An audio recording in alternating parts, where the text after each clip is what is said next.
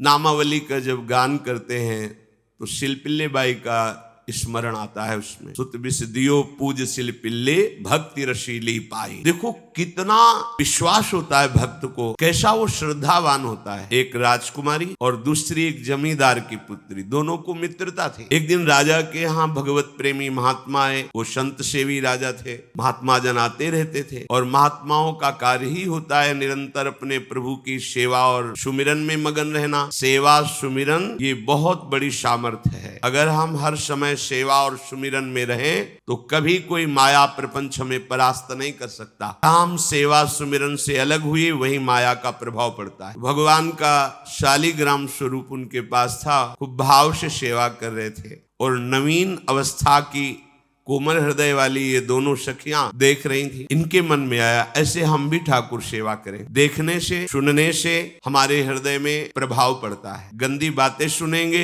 उसी का चिंतन होगा, हृदय गंदे आचरणों की प्रेरणा वाला बन जाएगा। अगर हम भागवतिक बातें सुनेंगे, भागवतिक दर्शन करेंगे तो भागवतिक चिंतन होगा, हृदय भागवतिक प्रेरणा वाला बन जाए। कई दिन संत भगवान रुके, रोज सेवा कीर्तन कथा सरल हृदया। उन दोनों सखियों में बात आई कि चल करके संत भगवान से कहते हमको भी ठाकुर जी दीजिए। दोनों ने चरण पकड़कर प्रार्थना की, गुरुदेव हमारे हृदय में भी इच्छा हो रही कि हमें ठाकुर सेवा मिले। बच्चे ही थे। संत भगवान ने विचार किया सेवा पद्धति में बहुत सावधानी की आवश्यकता होती है। अभी ये बच्चे हैं, कहीं सेवा अपराध न बन जाए। सेवा अपराध भी होता है। उपासना में चलने वाले उपासक को सेवा अपराध और उप सेवा अपराध 32 ये 64 इन पर सावधान रहना चाहिए। ये गलती नहीं होनी चाहिए। जैसे आप ठाकुर सेवक हैं, अपने घर में सेवा विराजमान किए हुए हैं। अब जैसे आपको ठाकुर जी के दर्शन के लिए जाना है, जहां ठाकुर जी के दर्शन करने के लिए जाना है, हो सके तो पादुका न पहने, नंगे पैर दर्शन करने जाए। यदि आप में ऐसी सामर्थ्य नहीं है किसी कारण से, तो सीढ़ियों में पादुका नहीं पहनना चाहिए। जहां से मंदिर की सीढ़ियां हैं, पादुका उतार कर माथा रखकर सीढ़ी में फिर चढ़ना चाहिए। खड़ाओं या पादुका पहन करके श्री विग्रह के दर्शन करने के लिए जाने में फिर अपराध। अरे अपने मालिक के दर्शन करने जा रहे हैं, स्वामी के दर्शन करने जा रहे हैं, प्रभु के दर्शन करने जा रहे हैं, अपनी कुटिया से और मंदिर तक नंगे पैर जाना चाहिए। ये भावना रखनी चाहिए। भरत जी जा रहे हैं प्रभु के दर्शन करने के लिए, अयोध्या से पैदल ही चले थे तो सुकुमार चरणारविंद तो बड़े बड़े फफोके छाले पड़ गए थे। वशिष्ठ जी ने देखा,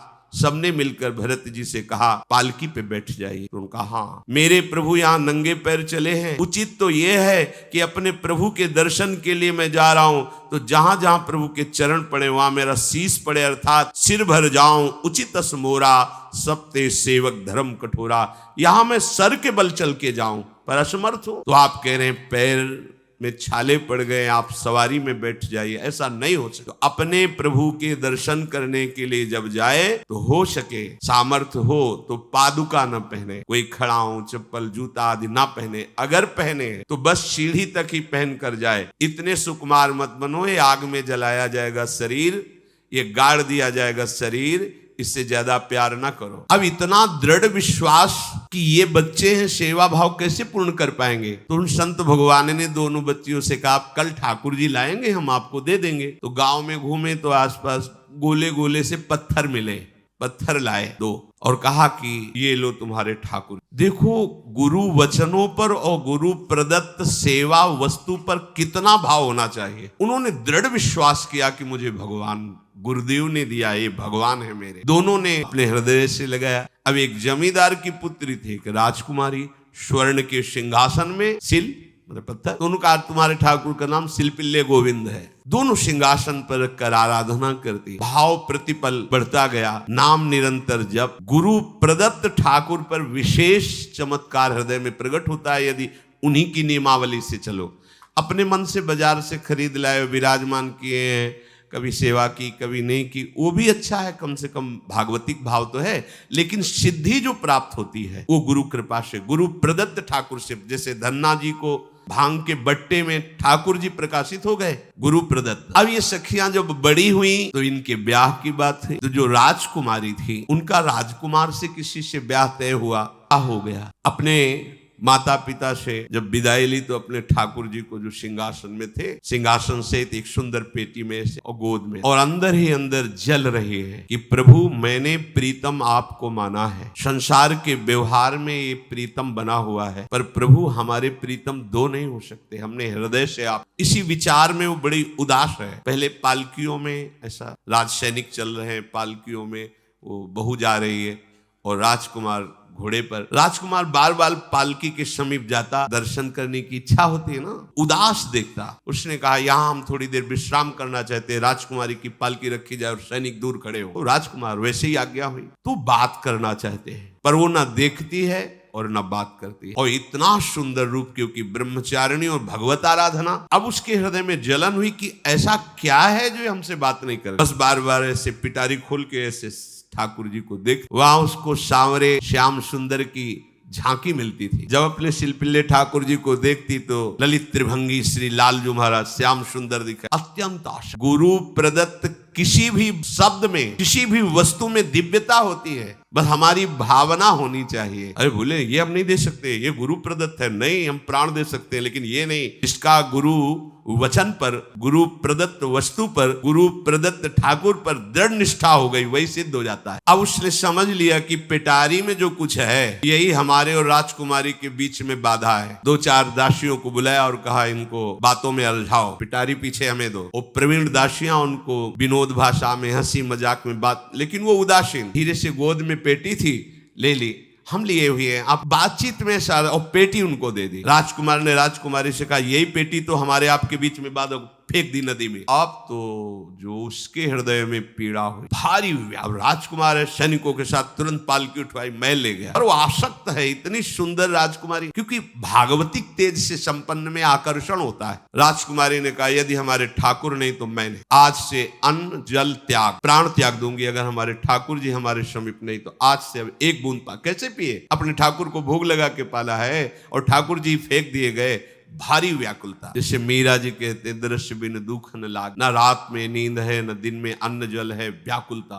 अब भयभीत हो गया राज। पूरा महल विषाद से हो गया कि अगर नवीन राजकुमारी प्राण त्याग देती है तो क्या होगा लोक समाज में। अभी नवीन राजकुमारी गई, ये लोग ऐसे निर्दयी हैं कि ऐसा व्यवहार किया कि उसने प्राण त्याग। राजकुमार घुटने में आ गया। घुटने टेक कर राजकुमारी से कहा मैं तुम्हें दुखी नहीं करना चाहता, पर मैं तुमको छोड़ भी नहीं सकता। अब हमें आप वो उपाय बताओ जिससे आप मुस्कुरा दो, आप प्रसन्न हो जाओ। उनका हम अपने ठाकुर के बिना जीवित नहीं रह। यदि आप हमें जीवित देखना चाहते तो हमारे ठाकुर जी को नदी में फेंक दिया था। पारिवारिक जनों के साथ राजकुमार उस नदी के तट पर, और राजकुमारी से कहा तुम्हें इतना प्रेम ठाकुर जी से तो तुमसे ठाकुर जी कितना प्रेम करते हैं। अगर तुमसे ठाकुर जी प्रेम करते हैं तो मुझे प्रमाणित कर दो, तो मैं जीवन भर तुम्हारी आज्ञा में रहूंगा। अच्छा, तुम ये देखना चाहते हो कि ठाकुर जी हमसे कितना प्रेम। हाथ फैलाया और आर्त भाव से पुकारा, गोविंद आपके बिना मैंने जीवित नहीं रहे। अंदर से जेव ही प्रार्थना की तो जल से सिंहासन सहित शिल्पिल्ले भगवान ऐसे आए और छाती से चिपक गए। पूरा परिवार राजकुमार देखा, हृदय से जीवन भर के लिए दासत्व स्वीकार कर लिया और कहा जैसी आप आज्ञा करोगे। जैसे मीरा जी, जब राणा जी से ब्याह हुआ,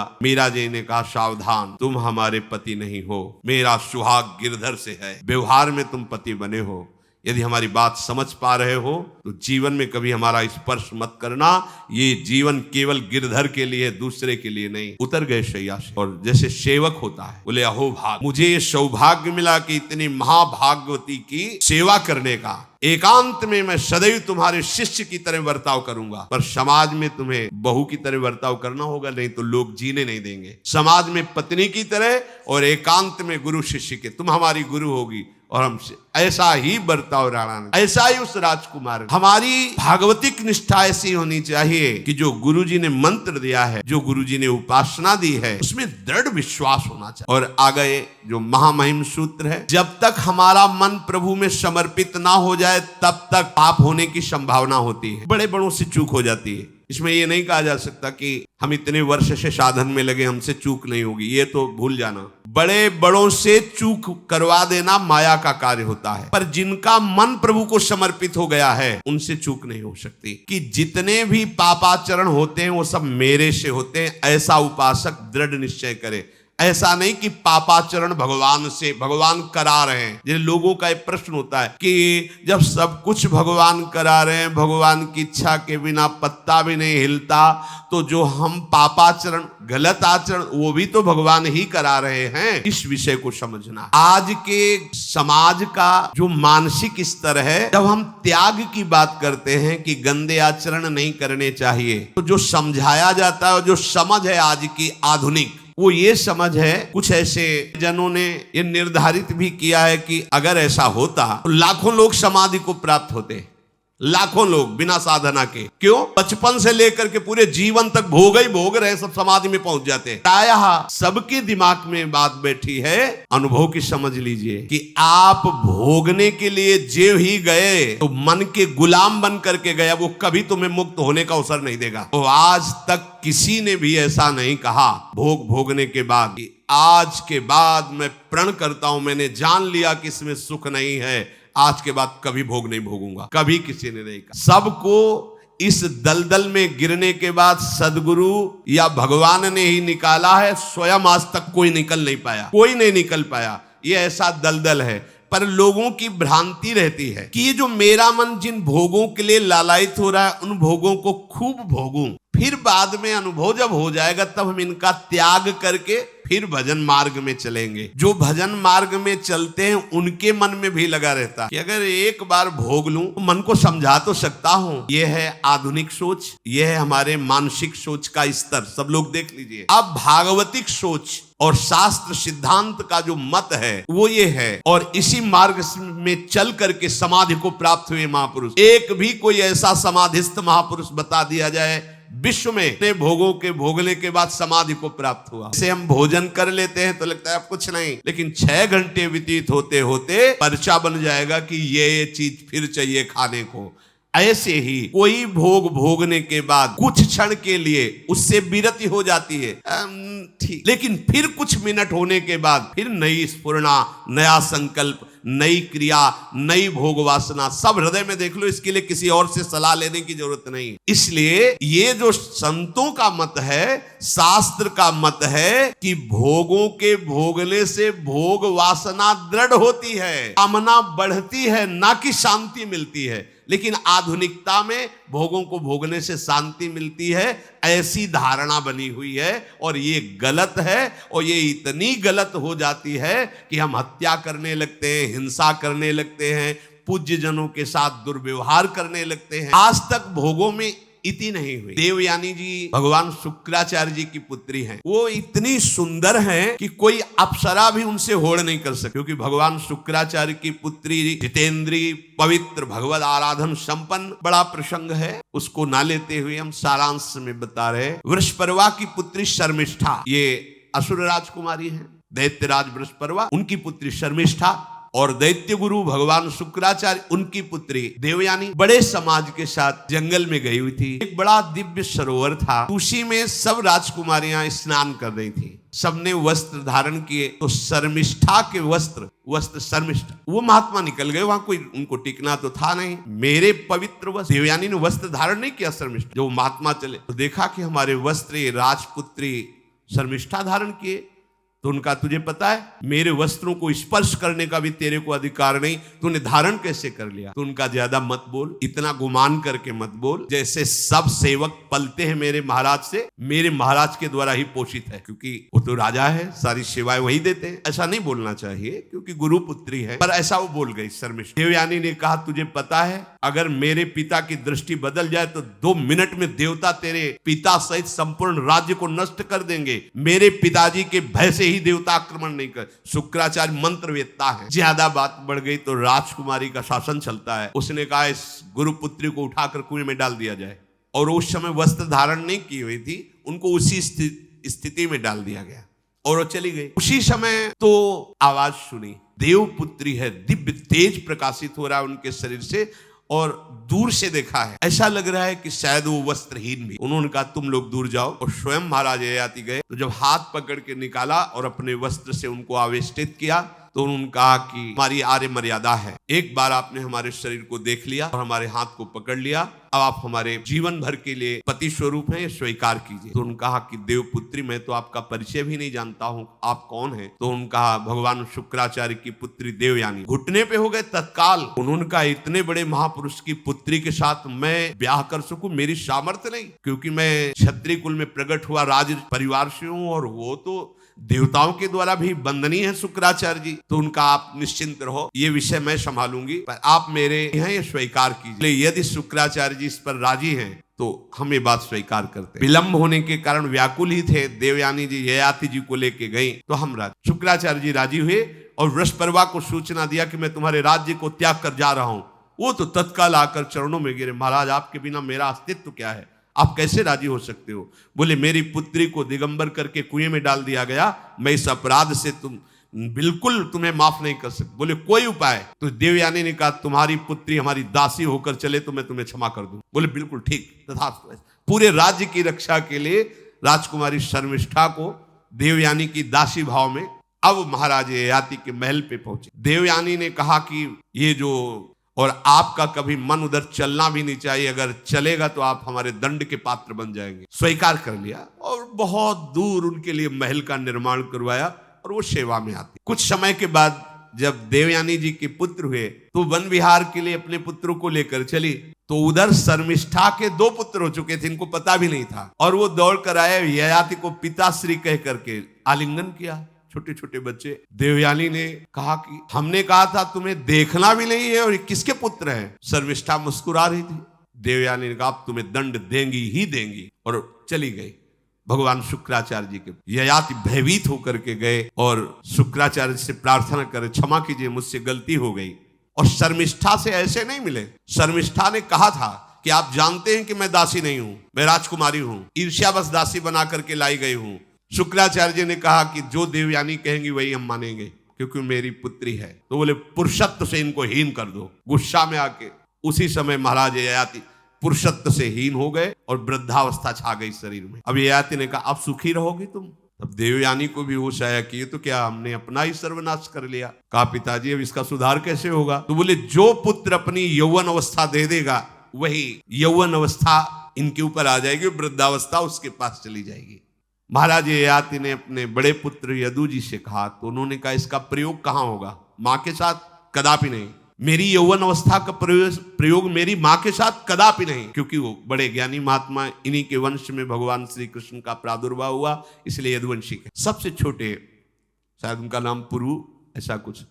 उन्होंने कहा ये जीवन पिता का दिया हुआ है। तत्काल वो वृद्ध हो गए, वो जवान हो। कई हजार वर्ष तक उन्होंने अपने पुत्र की आयु का विषयों में सेवन किया। फिर उनके मन में एक दिन बहुत घृणा, धिक्कार है मेरे जीवन को और धिक्कार है इस भोगा शक्ति को। अपनी आयु तो गंवा ही दी, अपने पुत्र की भी आयु गंवा दी, फिर भी वैसे ही भोग वासना। तो उन्होंने सबको शिक्षा देने के लिए बात कही, जिसका हृदय काम से व्याकुल हो गया है उसको त्रिभुवन की सारी सुंदरी स्त्रियां दे दी जाएं, जो धान्य स्वर्ण पशु सब वैभव, तो भी वो कभी तृप्त नहीं हो सकता। ये महाराज ययाति कानून। त्रिभुवन की विषय भोग भोगने से भोग वासना शांत नहीं होती, वरम और प्रबल हो जाती है। जैसे घी की आहुति डालने पर आग भड़क उठती है, वैसे ही भोगों को भोगते हुए रहने पर भोग वासनाएं प्रबल रूप धारण कर लेती है और वो इतना कमजोर हो जाता है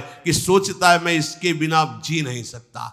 जब मनुष्य किसी भी प्राणी से राग कर बैठता है, देखो ना, छोटे छोटे नशाओं में इतना हम आसक्त हो जाते हैं, अब हम इसके बिना जी नहीं सकते। किसी भी वस्तु का जब हम भोग करते इसके बिना जी नहीं सकते। इसलिए सबको संदेश महाराज ययाति देते हैं, यदि तुम अपनी कामना को शांत करने वाले, रोकने वाले बन गए तो 10 दिशाएं तुम्हारे लिए सुखमयी हो जाएंगी। विषयी पुरुष को तृष्णा रात दिन जलाती रहती है, बहुत भोग भोगने पर भी वो कभी शांति या तृप्ति प्राप्त नहीं कर पाते। इसलिए जब हम भगवत मार्ग में चलते हैं तो ये तृष्णा और कामना ये डाइन की तरह हमारे हृदय में लगी रहती है। तृष्णा, भोगे हुए भोग को बार बार भोगने की इच्छा, कामना, सुने हुए देखे हुए भोगों को भोगने की इच्छा। तो उपासक जब तक अपने मन को प्रभु में नहीं दे पाता तब तक मन ये धोखा दे देता है। इसलिए बहुत सावधान रहना चाहिए। प्रभु की शरण में हो करके नाम जप करो और सदैव गुरुजनों की आज्ञा पर रहो, तो ये काम, कामना, वासना, ममता, आसक्ति, राग, द्वेष ये तुम्हें बांध नहीं पाएंगे। इनकी कृपा से आपको भगवत साक्षात्कार हो जाएगा। गुरु वाणी, संतों की वाणी ये हमारा जीवन बन जाए। अगर ये जीवन नहीं है तो फिर मन हमें ऐसी जगह फंसा देगा जहां से हम निकल नहीं पाएंगे। इसलिए सावधान होकर जीवन व्यतीत कीजिए। बड़ा अमूल्य जीवन है। अमूल्य जीवन का लाभ है भगवत प्राप्ति, भगवत साक्षात्कार। श्री राधा वल्लभ लाल।